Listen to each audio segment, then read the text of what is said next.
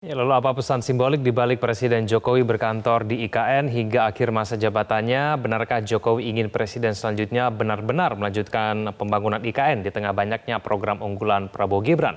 Kita akan membahasnya bersama dengan analis politik Carta Politika Yunarto Wijaya. Mas Toto, selamat sore.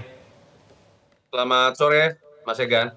Ya, Mas Toto, Jokowi akan berkantor dari IKN hingga 1 hari sebelum Prabowo dilantik. Apakah Pak Jokowi ini hanya sekadar ingin menikmati legasinya saja sebelum turun?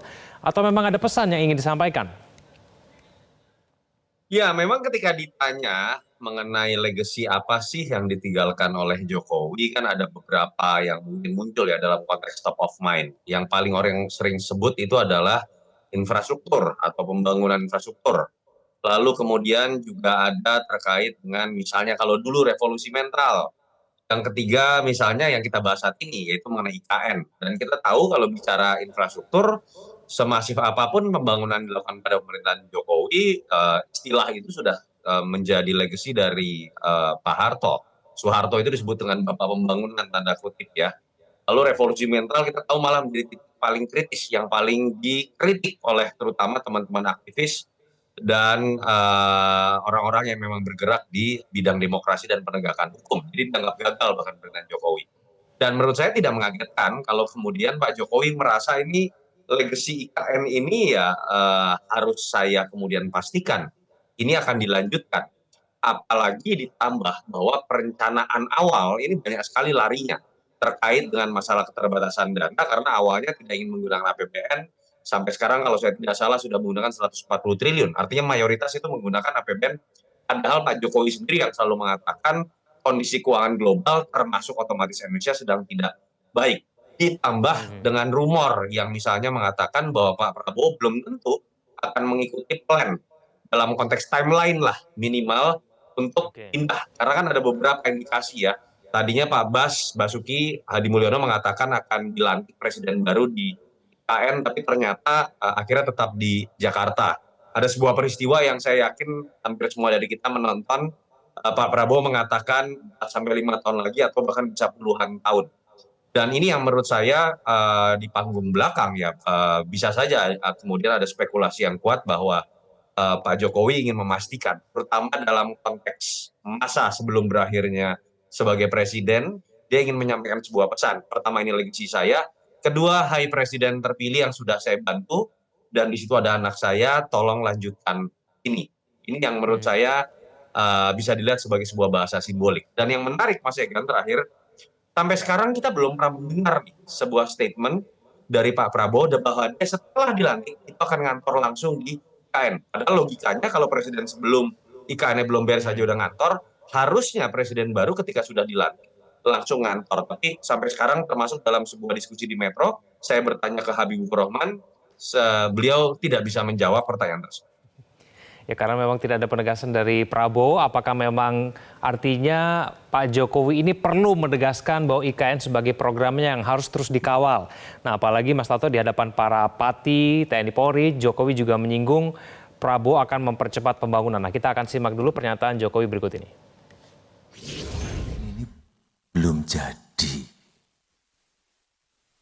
masih dalam proses pembangunan. Mungkin bisa memakan waktu 10 tahun, 15 tahun, dan bahkan 20 tahun. Meskipun saya meyakini Bapak Presiden terpilih pernah menyampaikan kepada saya, akan saya percepat, Pak.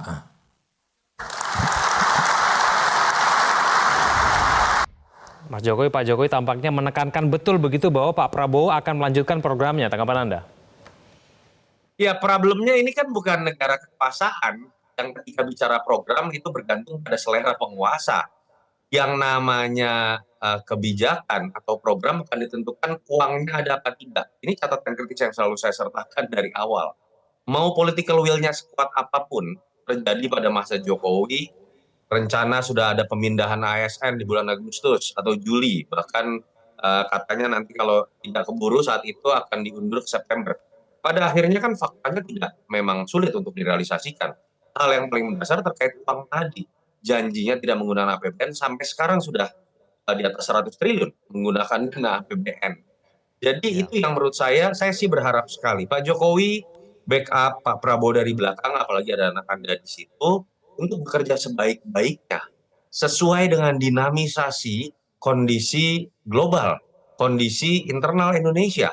Jangan hanya karena atas nama legacy yang ingin Anda tunjukkan, presiden yang baru terpilih nanti kemudian harus tersandera oleh program-program karena rasa tidak enak sebagai bentuk seakan-akan loyalitas terhadap presiden yang sebelumnya. Saya selalu mengatakan, kalau banyak yang mengatakan para pendukung Jokowi, termasuk para pendukung Pak Prabowo, tidak senang menggunakan istilah petugas partai disematkan kepada seorang presiden pada saat Pak Jokowi berkuasa, jangan juga jadikan presiden baru terpilih, Pak Prabowo, menjadi petugas dari mantan presiden. Itu akan membuat presiden juga tersandera ketika akan mengakselerasi program-program itu. Ya, tidak hanya penggunaan APBN yang tidak sesuai dengan rencana, Mas Toto. Ada 1.700 ASN yang harusnya pindah, tapi kemudian akhirnya nggak jadi pindah. Fasilitas air bersih juga tampaknya belum baik begitu ya, dan masih banyak hal-hal yang lain. Banyaknya hal yang tidak terrealisasi ini, menurut Anda masalah kecil atau bukan? Ya, pada dasarnya kan kalau kita lihat yang saat ini bisa dibanggakan adalah sebuah bangunan besar dari seorang seniman besar, Nyoman Nuarte. Lalu kemudian megahnya bangunan, orang yang pernah datang ke sana melakukan selfie, sama seperti ketika kita berbicara kereta cepat dari Jakarta ke Bandung. Bagus nih buat orang-orang Jakarta atau orang-orang yang datang ke sana, selfie menunjukkan megahnya bangunan. Ibu kota kan tidak sesimpel itu. Ibu kota berbicara bagaimana penganggaran yang realistis atau tidak, memancing investor atau tidak. Sampai sekarang kan jadi perdebatan. Kalau kemudian bicara mengenai ibu kota, tapi kemudian jumlah penduduknya hanya sekitar 2 jutaan, investor mana yang bisa balik modal?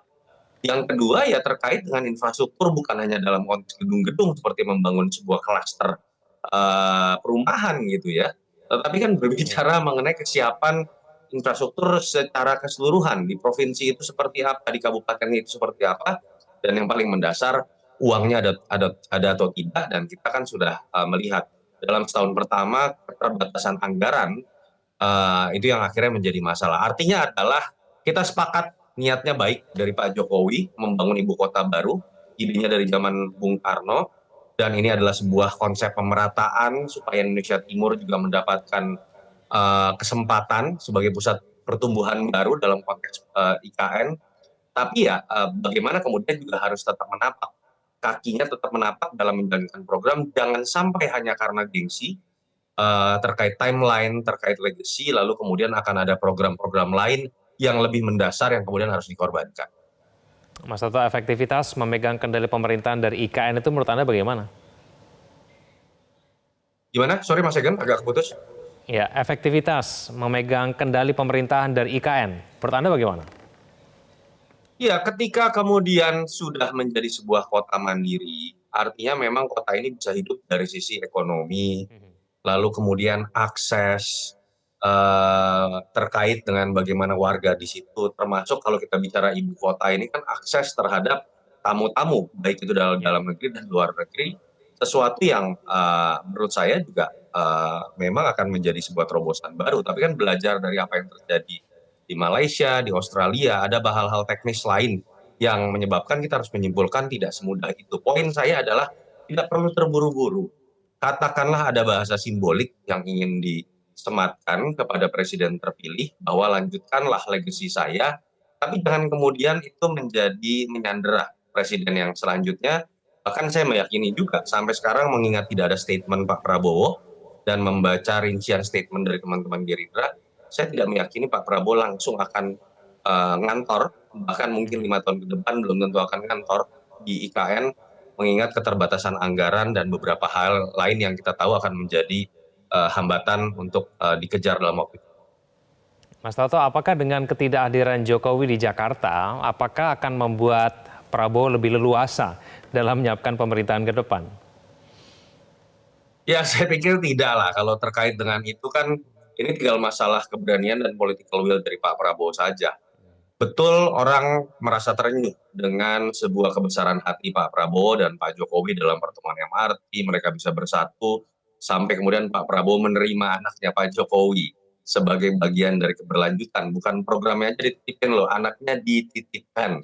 Tetapi ketika berbicara mengenai bagaimana memposisikan diri sebagai presiden yang berhasil, presiden yang bisa menjalankan programnya, salah satu prasyarat utamanya adalah dia harus independen. Dia tidak boleh terikat kepada siapapun, bukan hanya kepada partai tertentu, bukan hanya tidak boleh terikat kepada kekuatan politik tertentu, tapi juga tidak boleh terikat oleh mantan-mantan presiden yang sebelumnya. Dalam konteks persahabatan iya. Itu yang selalu saya tekankan bahwa ini membutuhkan juga kebesaran hati seorang Jokowi bahwa sebesar apapun nama seorang Jokowi, setinggi apapun kepuasan publik terhadap Jokowi, ketika dia sudah menjadi mantan presiden, sahamnya nol.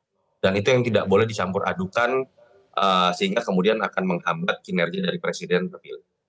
Ya, Mas Toto dalam rapat kabinet terakhir Luhut Binsar mengatakan Prabowo meminta jangan ada orang lain yang mencoba untuk memecah belah hubungannya dengan Jokowi. Menurut Anda kenapa kemudian Prabowo menyampaikan hal itu? Apakah ada sinyal Prabowo sebetulnya terganggu dengan isu-isu yang terakhir-terakhir ini? Iya, kalau kita lihat ya Mas Egan kan menarik. Apakah emang ada pihak luar yang kemudian berusaha untuk mengadu domba kedua sosok ini, Pak Jokowi dengan Pak Prabowo? Keramaian yang terjadi dalam 2 bulan terakhir itu kan terkait dengan revisi Undang-Undang Pilkada, terkait dengan isu mengenai nepotisme dari keluarga Presiden Jokowi yang dipaksakan maju melalui pengubahan peraturan yang dulu pada saat Pilpres sudah dilakukan dengan pola yang sama.